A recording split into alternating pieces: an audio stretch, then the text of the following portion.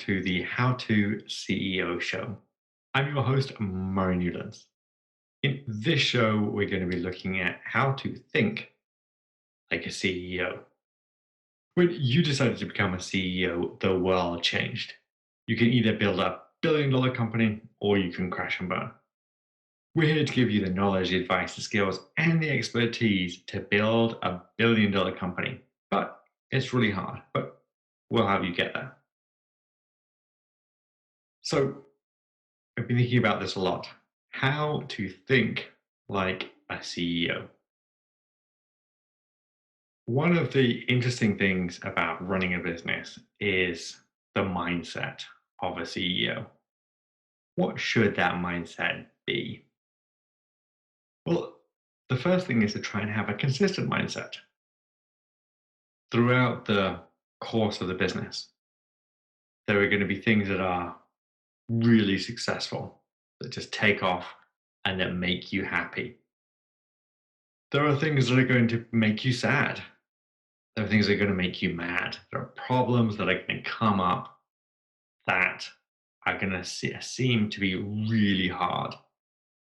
And one of the things about running a company and running a successful company is that you need to be able to think those problems through. You need to be able to take the great times and still focus on what's happening tomorrow, how your company is going to be successful tomorrow. You need to enjoy those good times because you know there are also going to be hard times. When there are hard times, you need to work out how you're going to think through those problems, how you're going to maintain confidence in the future of the business, how you're going to share that confidence and that thinking, that process with your team so that they understand that. You need to obviously have a vision. You need to think through the vision. What is it you're going to build? You need to have a plan. You need to think through a plan of how you're going to achieve that. You need to be able to explain that. And you need to be able to explain the thinking behind the plan, how you're going to execute on the vision. If people don't understand the vision, the plan, and the thinking behind how you're going to get there, it's going to be very difficult to get others to share your vision. Yes, it's possible for you to work alone and to create products and services and people to buy them without necessarily buying into the vision. But if you want to grow a big company, a successful company, you want to lead a big successful company, and I mean lead, not just manage a few people by telling them what to do. Yeah, so you have to be able to have a vision, you have to be able to share and communicate that. You have to have a plan for today. What are you going to do today? You need to have a plan for what are you going to do over the next few months. You need to have a plan for what does that look like in the future with different prospects, different outcomes, different successes, different failures. You need to be able to think about what happens if your plan is going to succeed the way you want, and what are you going to do if the plan doesn't work out the way you want.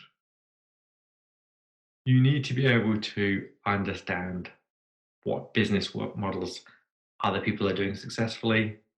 Think about how to implement successful business plans for your business. You need to be able to persuade other people to be able to think about it in the similar way. Also, you need to be able to recognize patterns, both patterns of how you're doing things successfully. Think how you can translate those. And if you find a great way of thinking about a problem, how can you get other people to think about the problem in a similar way? Clearly, you need to have determination in this process, both for yourself and the thinking ways of thinking about things.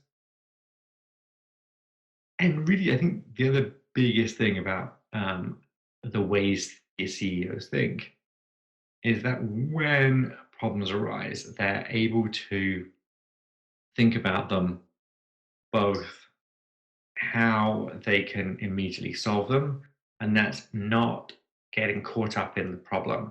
That's thinking about how do I solve this problem and how do I look at it? Why has this problem arisen? What is it about the business problem? What is it What are the larger circumstances around this? It's not a yes, you need to solve the immediate. You need to understand, am I solving the immediate now, or am I solving bigger problems later? You need to think through the process of what outcomes you're going to come to, how you're going to get people on your team to come to those outcomes, and how are you going to improve your thinking process and the thinking process of your team to be successful.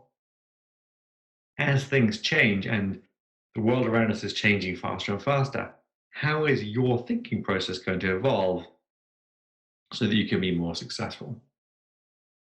I'm Murray Newlands.